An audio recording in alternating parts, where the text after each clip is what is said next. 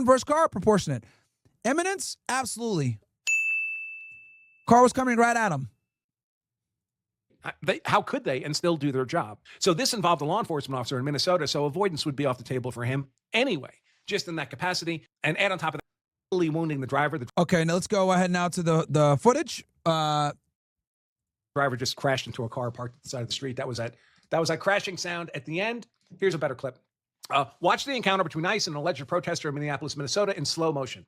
So the officer fired 3 shots. Those are audible, fatally wounding the driver. The driver just crashed into a car parked at the side of the street. That was that crashing sound at the end. Here's a better clip. Watch the encounter between ICE and an alleged protester in Minneapolis, Minnesota in slow motion. So let's take a look at this. And again, we're looking for those 5 elements, right? So this is the offending car.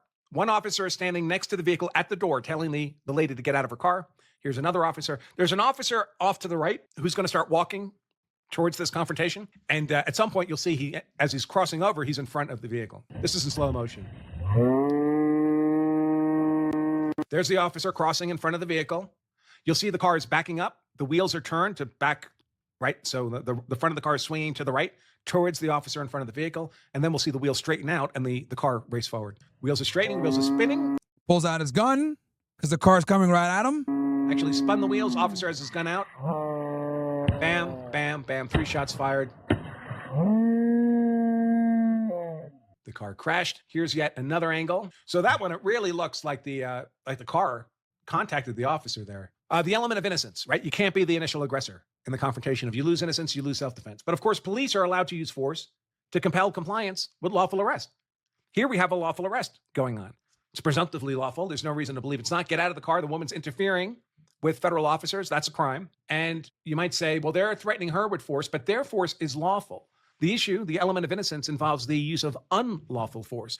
So when you know you're only considering unlawful force, who's the unlawful force initial aggressor here? And the initial aggressor is the first person to use or threaten to use force. Well, the only unlawful force here at this point is the woman. That cop in front is directly in front of her vehicle, and you can see the wheels spin in place. You see that right there? So she's stepping hard enough on the gas to spin the wheels. The moment they get traction, that vehicle is shooting at the officer. The officer... And to be honest with you, that little detail doesn't matter, okay? Because again, you're not going to be judged on 2020 hindsight Monday morning quarterback details. You're going to be judged on what did you know at the time? A car came at me after my partner tried to get her out the car. So she clearly is here resisting. She didn't listen to him. He gave her lawful commands to get out. She's driving towards me. I'm shooting. Can see this. He can see and hear the tires spinning. So he has an audible and visual indicator that he's the